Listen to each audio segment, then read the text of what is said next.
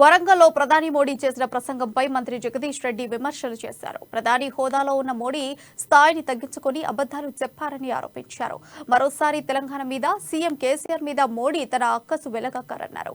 అవినీతిలో బీజేపీ కాంగ్రెస్ ని మించిపోయిందని ఎద్దేవా చేశారు. రాఫెల్ కుంభకోణం బ్యాంకులకు లక్షల కోట్లు టోకరా పెట్టిన బడాబాబులే తన కుటుంబ సభ్యులు అని జగదీష్ రెడ్డి ఆరోపించారు. బీజేపీ దుర్మార్గపు పాలనకు త్వరలోనే సీఎం కేసీఆర్ చరమగీతం పాడబోతున్నారని జగదీష్ రెడ్డి పేర్కొన్నారు. మోడీ గారు ఈరోజు వరంగల్ పర్యటనకు వచ్చి యథావిధిగా మళ్ళీ తెలంగాణ రాష్ట్రానికి మొండి చేయి చూపడమే కాకుండా ఆయనకు కేసీఆర్ గారి మీద ఉన్న అక్కసునంతా తెలంగాణ రాష్ట్ర ప్రభుత్వం చేస్తున్న మంచిని చూడడం ఇష్టం లేక కేసీఆర్ తెలంగాణ హద్దులు దాటి సరిహద్దులు దాటి బయటకు వస్తున్నాడని, కేసీఆర్ కీర్తి మధ్యలో ఉన్న మహారాష్ట్రను దాటుకొని గుజరాత్కు తాకుతుందన్న భయంతోనే నోటుకొచ్చిన అబద్ధాలన్నీ కూడా మాట్లాడాడు.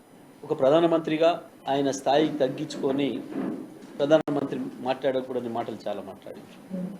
అక్షరం అక్షరం అబద్ధము, అక్కసు తప్ప ఇంకోటి కనపడలేదు మోడీ గారి మాట. భారతదేశంలో ఇవాళ అభివృద్ధిలో అన్ని రంగాల్లో తెలంగాణ నెంబర్ ఉందన్న సంగతి, అవినీతిలో తెలంగాణకు స్థానమే లేదని, అవినీతి రాష్ట్రాల జాబితాలో తెలంగాణకు స్థానమే లేదనే విషయం కూడా మోడీకి తెలుసు. కానీ తన గుజరాత్ అవినీతిని తప్పించుకోవడం కొరకు ఇవాళ తెలంగాణ ప్రభుత్వం పైన, కేసీఆర్ పైన, అవినీతిలో కాంగ్రెస్ను మించిపోయింది బీజేపీ.